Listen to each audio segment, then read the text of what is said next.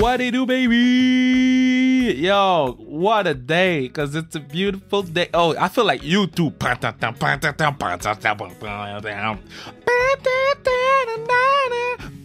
day.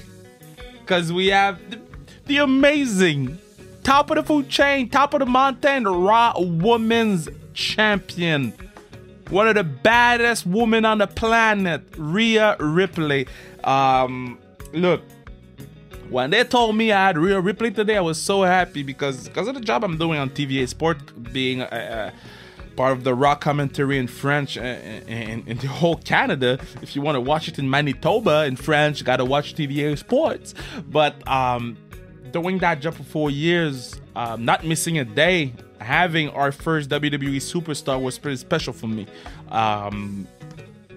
Because, you know, our podcast, we've been working on this thing for a long...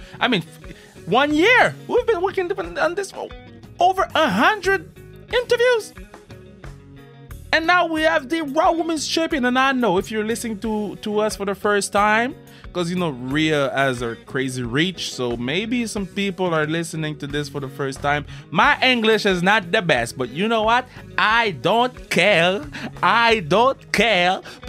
Because, you see, I spoke French. Because I'm trying, I'm doing my best, and I'm having fun doing it. So, on this podcast, on this day, you're going to listen to Rhea Ripley, Raw Women's Champion for the WWE. One of the best wrestlers, male or female, in the world. And yeah, I'm hyping her up, because if you clicked on her name and you didn't know who she was, now you're like, damn, I know, and I want to listen to that conversation. So, Rhea Ripley, sans restriction, right now, baby. I don't care. That's a great song.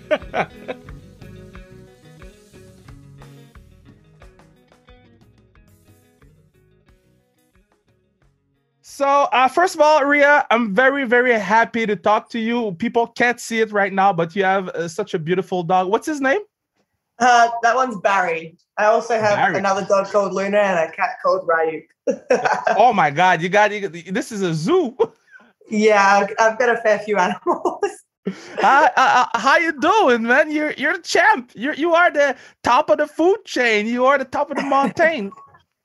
Oh man, I'm doing fantastic. Life's been crazy this last week, but it's been absolutely so exciting and amazing at the same time. So you are the first WWE superstar that we get on the podcast, and people usually watch the people we usually have on the pod, hockey players, football players, and more, and we promote women's sport because we believe in women's sport. How does it feel to be in that position? You're the champion of all women, of all of them. You are the one. How does it feel inside knowing you're from Australia? You come here, you leave everything behind, and when you walk in the street, every woman you see, you say, I'm your champion. It definitely feels like all my hard work has paid off, which is fantastic. I am extremely happy right now, and I'm just trying to live it as best as I can. It's been a wild, wild ride to get here, but now, like you said, I'm at the top of the food chain. I'm the dominant one. I'm the one in charge of the women's division at Raw. So it feels so right to me. So how do you celebrate the how? Because I know in the US it's not the same thing in Canada. Everything's open back there. Us, we have a curfew at 8. So how does the women champ celebrates? Oh man, you're gonna think that I'm super old, but I don't drink, so I don't party, I don't do any of that stuff. I came home and I made myself a pizza and I sat down watching TV, and that's how I celebrated. What did you watch on TV being the champion? What is the first TV show you watch while being a champ?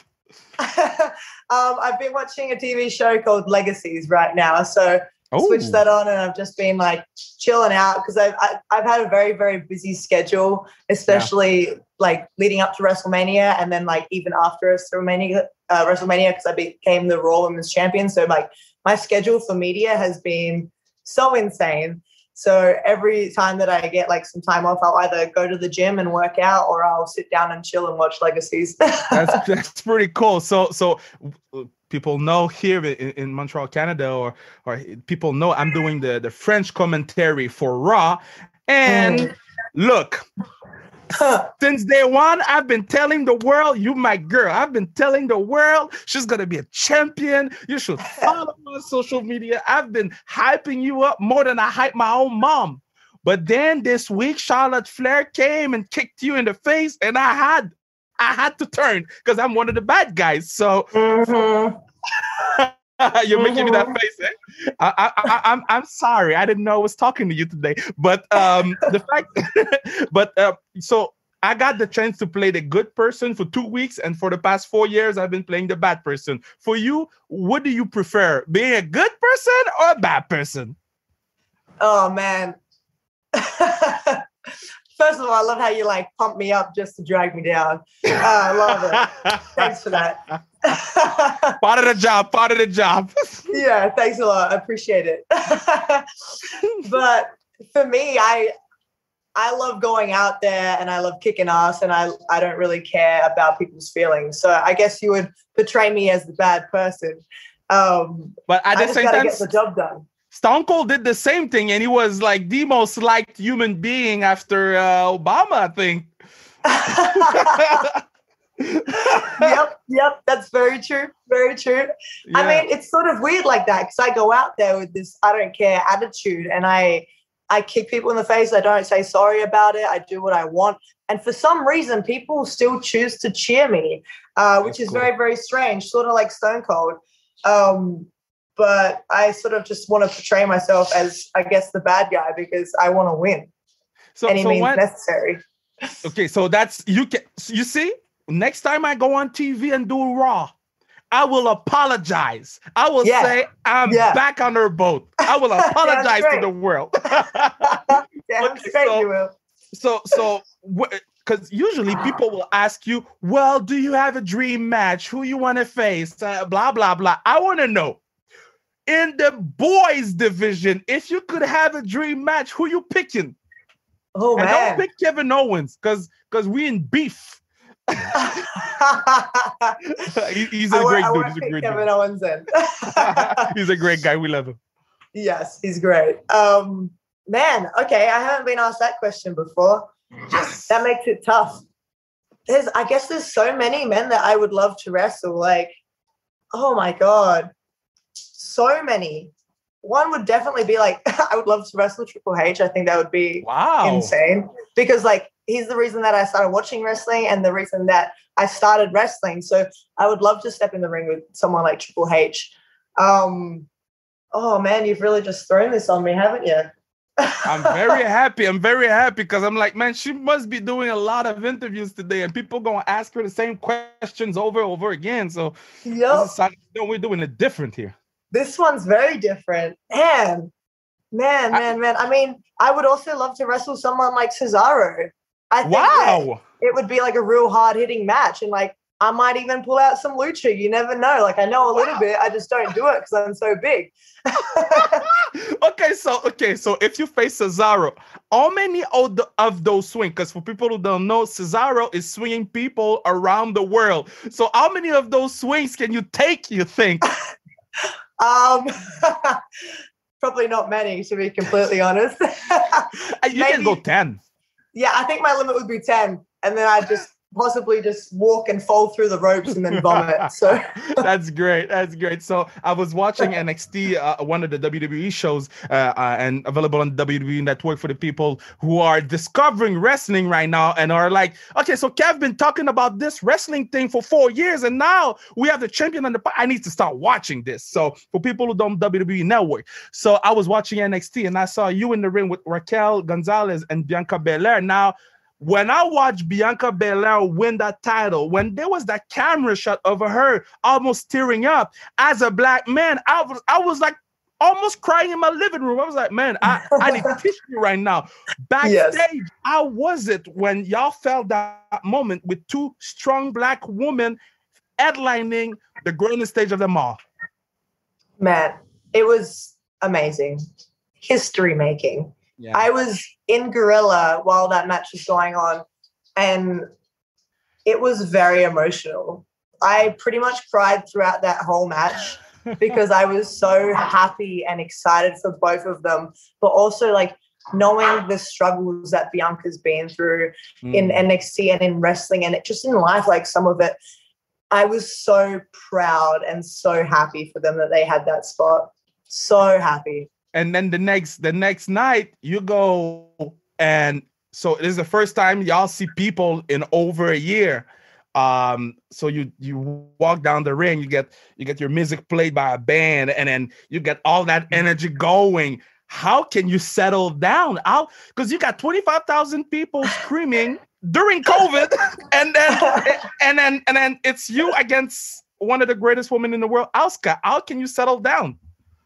Oh man, I don't know. I've been on a high ever since. It's insane to me to think that I got such an epic WrestleMania moment.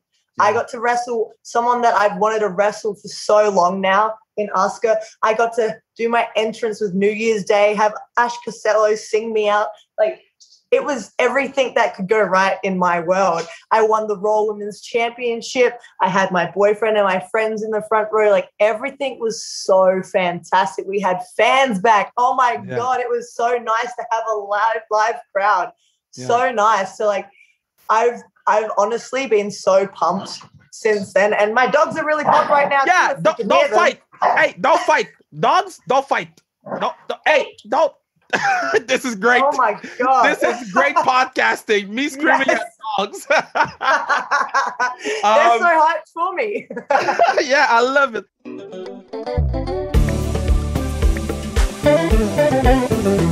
Yeah, this is the moment of the pod that I'm telling you that you can make sure that this podcast lives on forever by buying anything sans restriction on zonekr.ca. If it's a toque, if it's a polo, if it's a hoodie, if it's sans restriction, you buy it because it's going straight to the pod. Now let's go back to Rhea Ripley, the Raw Women's Champion. So you're one of the taller women in the division, one of the taller, one of the strongest. So I always wondered, do you feel, is it stressful to be so tall, so strong, and against maybe somebody so small? Like, are you afraid of your own strength? Sometimes, yeah. Sometimes I'm very nervous because, like, even I had a match with like Casey Catanzaro in the second Mae Young Classic, and I was like, I hope I don't break her because I actually like her.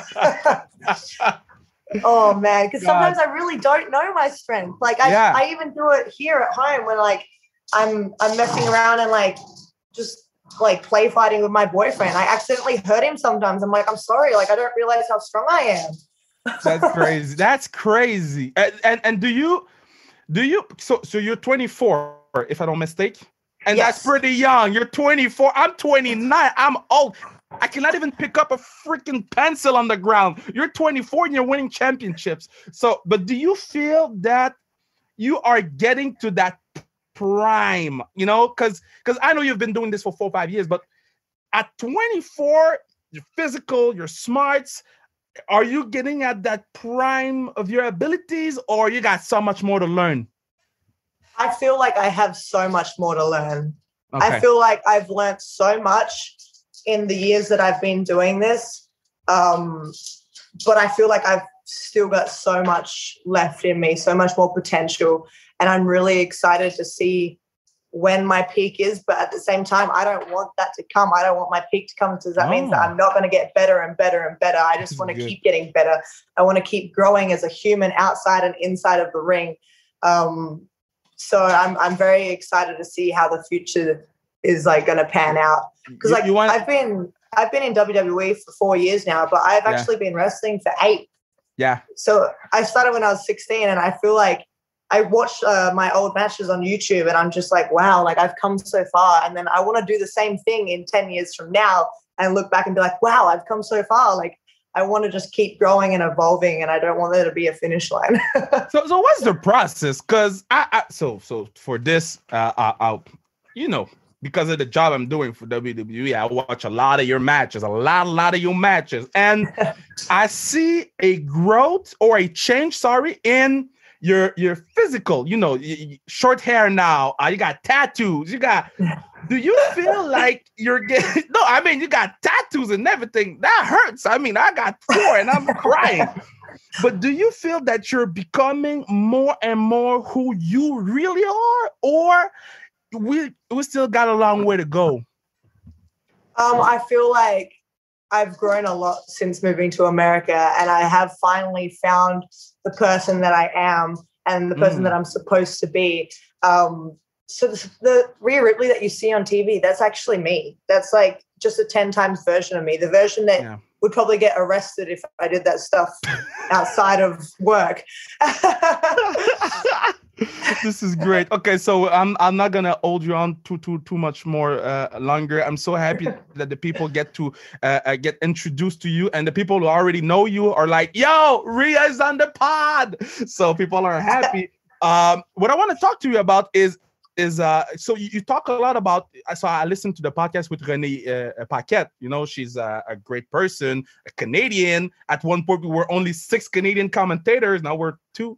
But and you were talking about the relationship you have with social media.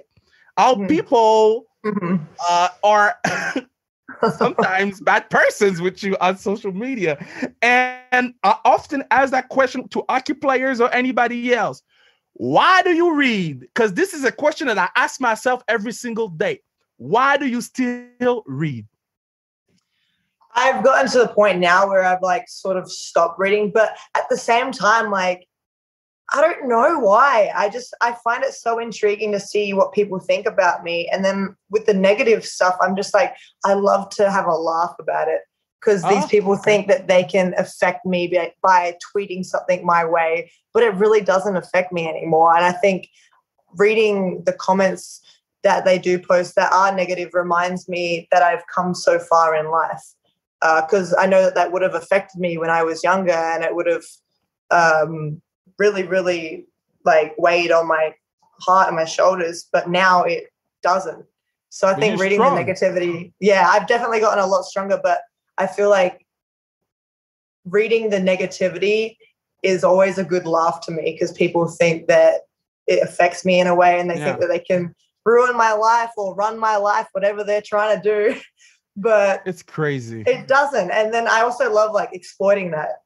I love posting like the negative things that they say to me, because I'm just like, I can't wait to see how they feel when people back me up, you know? Yeah. I'm cheeky like that. I'm just like, please say something bad so I can call you out, so everyone can own you back. Like, okay, so you're sending them to the sharks, eh? You're like, yo, you know what? You want to say that? Here you go, brother. Yeah, pretty much. Okay, let's do a rapid fire, and then I'll let you take care of the dogs. Beautiful dogs again. It was Luma and Barry.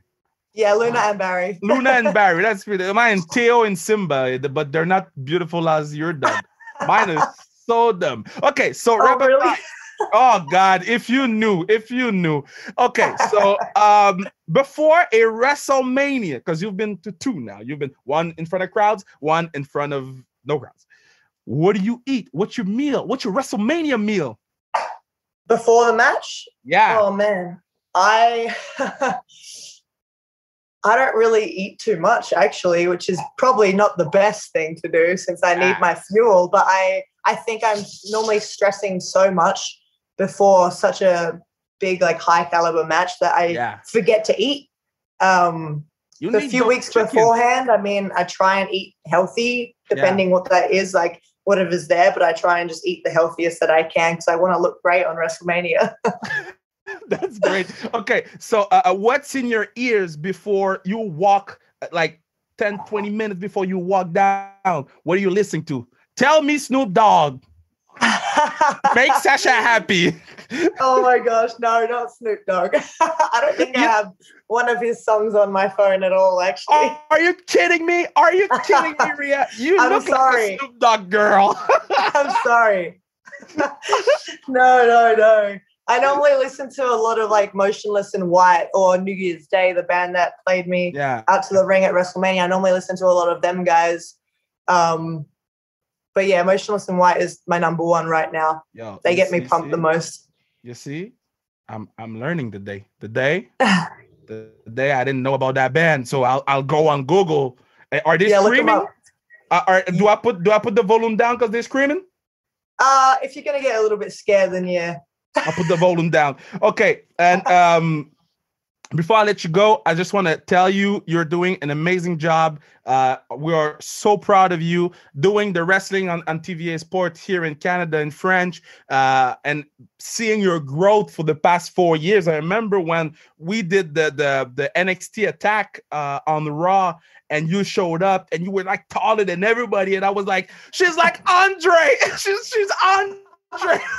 It's an honor to call your matches and keep on doing your thing. And for the people who will jump to wrestling right now, people are listening to this and they're like, man, I ain't missing that show in French Wednesday nights in Montreal.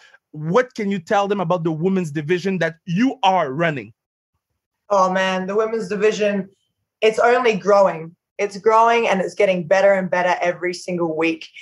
They're putting the work in, all the hard work, and they're just growing as performers, and they're going in there and they're taking the spot that they deserve. We're taking over. We're evolving, and we're showing the guys that we can do exactly what they can. And we're going out, we're kicking ass every single week. So if you want to see like things happen, like people's teeth get knocked out, Shayna kicked Asuka's teeth out. So us women, we're really going at it. So if you want to tune in, I mean, please do, because it's going to be absolutely brutal. Brutal. Rhea Ripley, the Raw Women's Champion, and my favorite woman wrestler again, Super WWE Superstar again. I turned this week. I'm turning back. And maybe I'll turn again back in a week. But now, as of today, Thursday, April the 15th, you are my favorite WWE superstar. Thank you. You be safe and keep on doing your thing. Thank you. You stay safe too.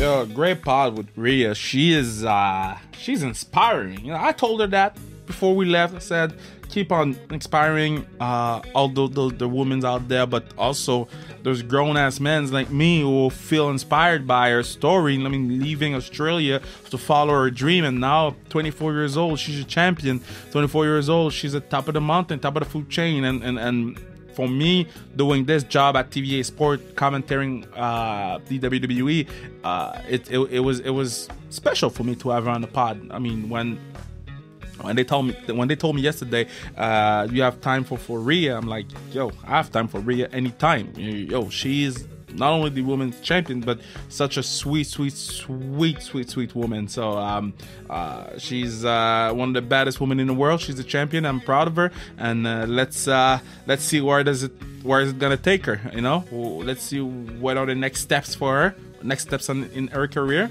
and next steps for Sans Restriction, because we have a lot of news coming in the next few days. So stay tuned. We have a lot of things that we wanted to get done, and we are getting it done. So make sure you follow us on Instagram, Sans Restriction. Remember, every Monday we have our regular podcast in French, but from time to time, every Friday, every 2 weeks, or sometimes 3 times a month. But Fridays, we usually keep it for English Fridays. So you will discover a lot of people. We did an interview with well, I'm not going to tell you because I like to keep surprises, but we did many more of great English interviews. So follow us, and that's it. Let's go. Let's have a glass of milk, because actually I'm not good with milk. I could tell you more about that, but not enough time left.